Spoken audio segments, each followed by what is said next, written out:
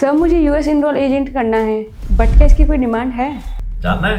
चलो समझते हैं। यूएस एनरोल्ड एजेंट यूएस की एक टैक्स की क्वालिफिकेशन है, टॉप मोस्ट टैक्स की क्वालिफिकेशन है, जो हमें मिलती है इंटरनल रेवेन्यू सर्विस, जिसे हम यूएस की टैक्स अथॉरिटी कहते हैं। बिल्कुल ठीक है, क्योंकि क्वालिफिकेशन टैक्स अथॉरिटी से आती है तो आपके पास लाइसेंस होता है to practise US tax across the world. बिल्कुल ठीक है, इसके बिना ना आप रिटर्न भी सबमिट नहीं कर सकते हो, एनरोल्ड एजेंट के पास वो पावर होती है।